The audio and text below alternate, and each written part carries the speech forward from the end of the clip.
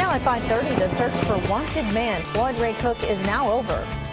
Also on WKYT this morning, Lexington police investigating after 2 overnight shootings. And the wait is over for Breeders' Cup. We've got a look at the weekend festivities coming up from Keeneland.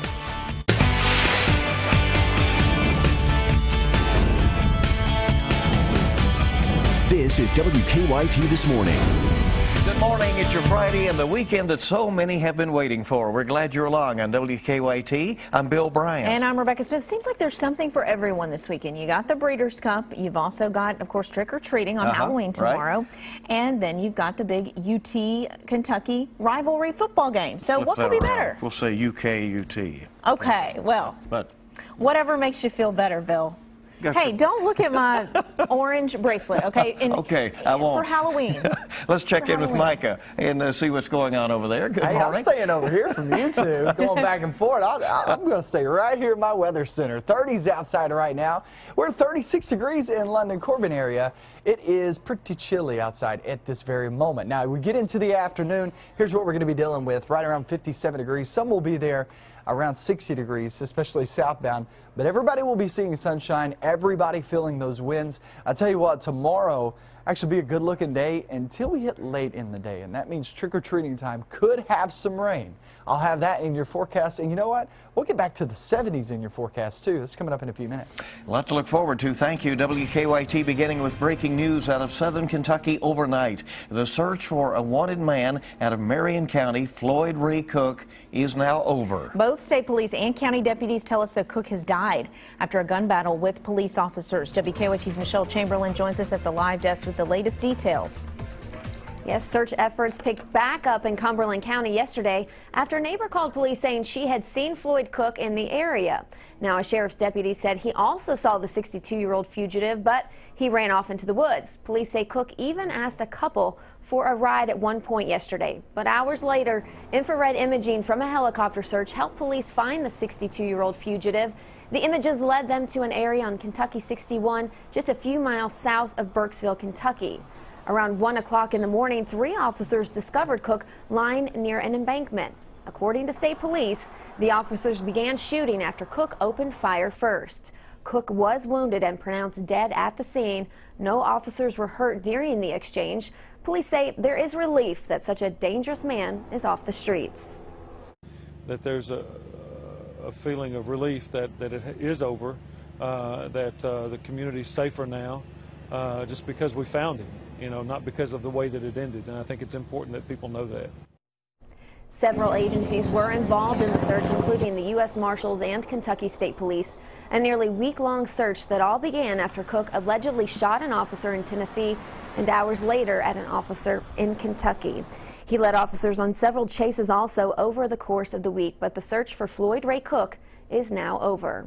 At the live desk, Michelle Chamberlain, WKYT. All right, Michelle, thank you. And new this morning, Lexington police are investigating 2 overnight shootings. Police say around midnight, a man was shot on Lima Drive near Georgetown Street and then drove himself to Thoroughbred Way at Nelson Avenue. The man told police that 5 masked men robbed him and then shot him. And while they were investigating that, a second shooting victim showed up at UK Hospital. That victim told police that a man robbed him and shot him as he was walking by 2nd Street at Eastern Avenue.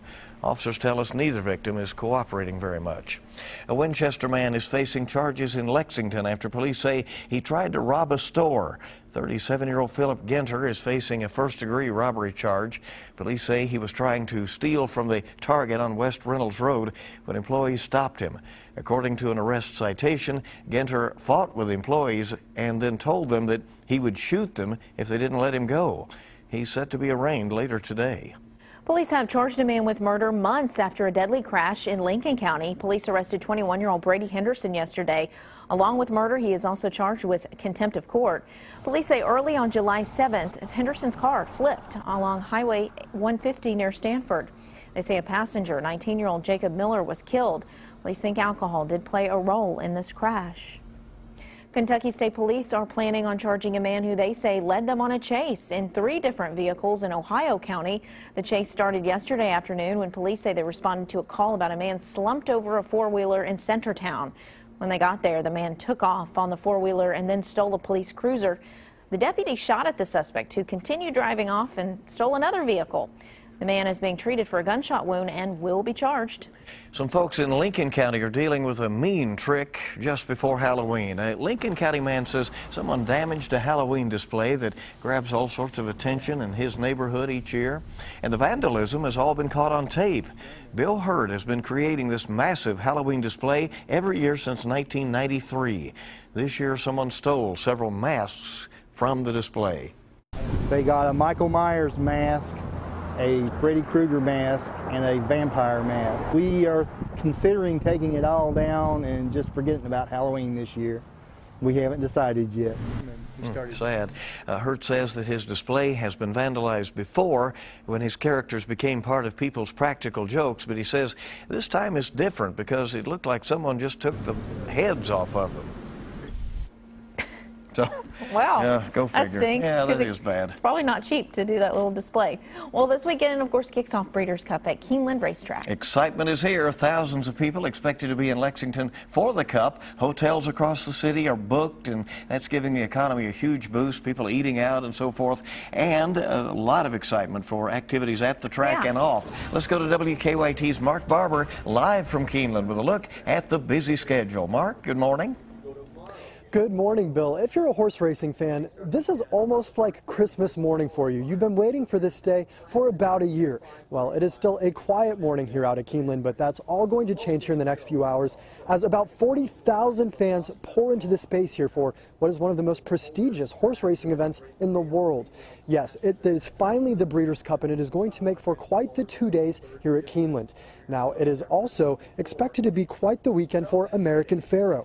For the first and last time, the Triple Crown winner will race this track. After Saturday, the 3-year-old colt is retiring to a breeding farm in Versailles. While fans are preparing to say goodbye to the colt, who won their hearts when he won the Triple Crown, the city is saying hello to millions of dollars.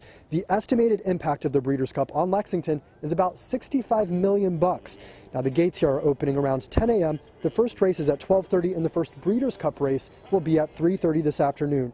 Now, as you would expect, with tens of thousands of fans pouring into this area, there could be some parking and traffic challenges. Now, don't worry, we've got you covered. Coming up on WKYT News at 6, we will help you navigate all the traffic and parking concerns that could be a part of this big event. Live in Lexington, Mark Barber, WKYT. All right, exciting times. Beginning to see some of those horses out there working out now this morning. And the country is getting a closer look at a violent shootout between rival biker gangs in Texas that killed 9 people. The video leaked to CNN as a grand jury weighs murder charges in the case. Shows first a peaceful scene at the Twin Peaks restaurant.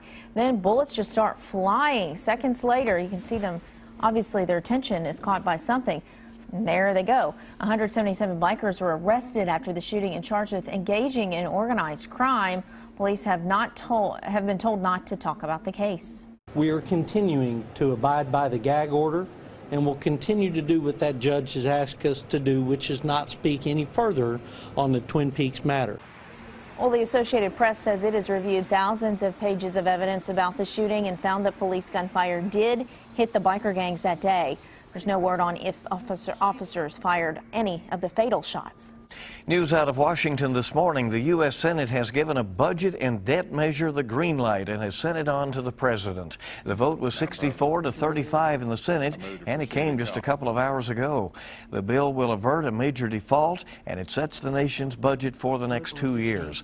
Both sides joined in the push to get the measure to go forward over the objections of presidential candidates Ted Cruz and Rand Paul from here in Kentucky. Kentucky voters will weigh in on Rowan County Clerk Kim Davis, or have, in a newly released WKYT Herald Leader Bluegrass Poll. 46% think lawmakers should remove her from office for refusing to issue marriage licenses. 47% think she should stay the Rowan County Clerk. The rest are unsure. Davis has cited her religious beliefs for not issuing marriage licenses to same-sex couples. For an interactive look at the Bluegrass Poll and all the results, go to WKYT.com. Doctors are warning parents not to ignore a baby's cough after 3 infants in Louisville tested positive for whooping cough. The babies are all younger than 6 months and were diagnosed within the past 2 weeks. Doctors say it's unusual. Most people diagnosed are adults or school-age children. Physicians say it can be much more dangerous for babies and have urged parents to get vaccinated themselves. They've been recommending that pregnant women do that. Doctors recommend that babies should also be vaccinated at the ages of 2, 4, 6, and 11 months. A boxing legend has made a sweet gesture to a little girl who is fighting cancer. You may remember Leah Still, who won the Jimmy V Award for Perseverance at the ESPYs this summer. Her father, former Cincinnati player Devin Still, has told her that to fight cancer like she would fight Floyd Mayweather. And when the famous boxer heard about that, he sent little Leah an autographed glove to keep and another to auction off to raise money for cancer research. What a nice gesture, you know? That's great. And we hope that she continues on her goal to remission and you know, gets better. And a tough guy with a heart there, it sounds like. Time this morning is 5:41. Let's check live drive traffic on your Friday morning and see what is going on. And here's a wide shot of the region right now with only what looks to be heavier traffic now on Richmond Road as you approach Man o' War, looking kind of busy at the moment. Yeah, a couple of construction areas to keep in mind around downtown, but nothing too major. Of course, there's going to be some congested traffic potentially over there by Keeneland, with, of course, today being the start of the Breeders' Cup for Sales Road, especially around there. You're good to go right now. There's also been a request from folks out at Bluegrass Airport that over the next couple of days, if you have a flight, try to arrive early because they anticipate traffic out there and, you know, not only road traffic, but then in getting everybody checked in. So just keep that in mind. Maybe get back to that 2-hour arrival for a couple of days. All right, a lot more news coming up on WKYT this morning. So are you wanting to scare off some pounds for the fall season? A zombie 5K may be just the ticket. We'll tell you how this whole thing works after weather. Might make me run a little bit faster. I don't know. Temperatures in the 30s, 34 degrees there in Danville. Chilly this morning. That takes you off into your weekend, but we're talking about the rain. I'll get into that forecast coming up next.